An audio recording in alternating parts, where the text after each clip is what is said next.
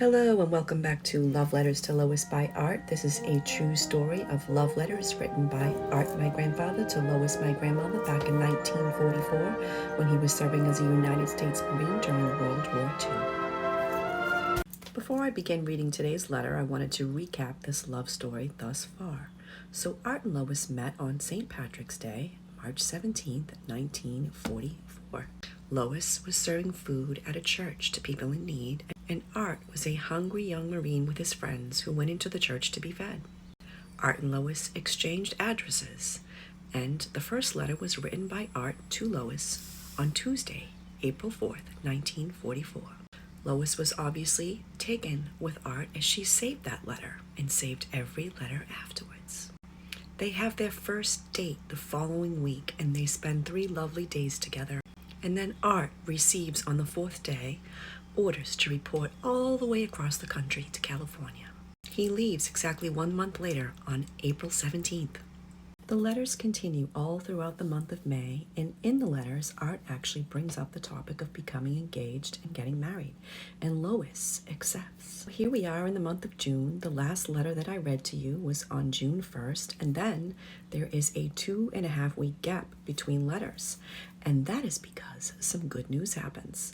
Art comes back from California and does end up connecting with Lois. From what I gather from reading today's letter that I will be reading to you, they spend 4 days together. And then, exactly 3 months from the day when they first met, on June 17th, they become engaged. And guess what? I actually have the engagement ring.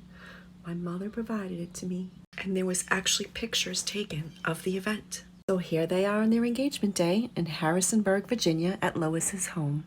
Only 2 days later, Art leaves. So today's letter takes place after Art leaves Lois and reports to his next assignment in Edenton, North Carolina. And it's written on Monday, June 19th, 1944.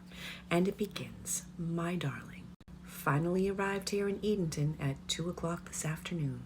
Had a bit of trouble getting rides, but finally made it. I'm writing to you right away so I can retire, as I am dead tired.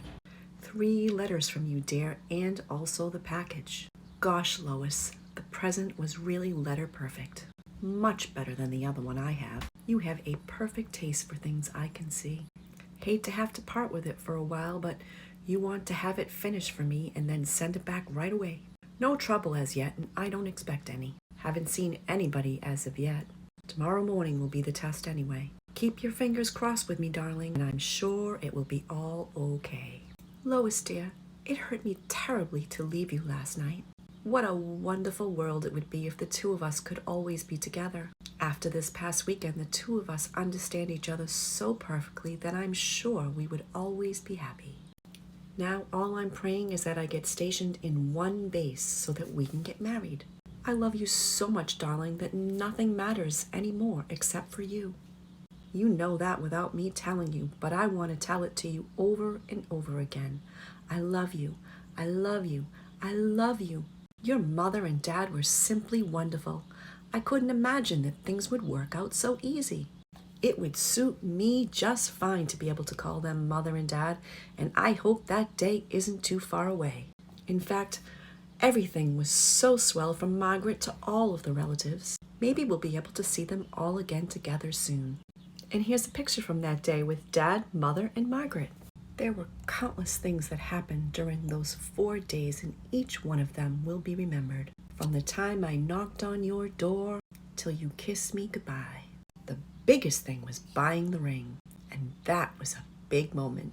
I'm happy, darling, that you're satisfied with it. That's all that matters."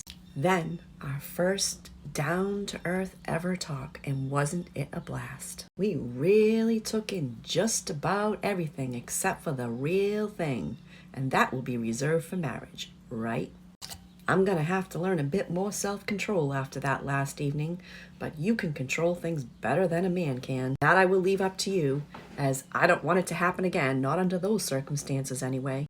By the way, it does stain the trousers, but it will wash out. Noticed it when I took my pants out of my bag. Oh dear, a little bit of too much information. That's a first.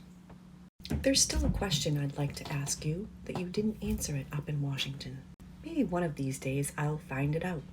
Darling, tomorrow's letter will be much better, as right now I am dead weight and hanging on my eyes. You know how tired you were last night, and I have been traveling since then. My buddy and I didn't get a ride from Washington until late last night. We'll write my folks tomorrow, and also your mother. Have quite a bit of writing to do at present, but my little darling comes first. So, sweetheart, we'll close now till tomorrow. Think of you constantly. Simply cannot get you out of my mind, as if I wanted to do that. You have me, darling, heart and soul. Night, with all of my love, Art. P.S. I love you, XXXXX. Well, I was simply overjoyed that my mother had pictures of the special engagement event and even the ring that Lois picked out. It was much more intricate than I would have imagined. I would have thought back in those days, with the challenge of the financial times and the war going on, that perhaps Lois would have had a much more simpler one-stone setting, and no, it was actually a three-stone setting. I was quite surprised, actually. I think it's very lovely, and it happens to fit me just perfectly. I also received an answer from a former question about who the mystery Alice woman that Art constantly inquires about and wonders if she's doing okay. So this right here is Alice McCullen.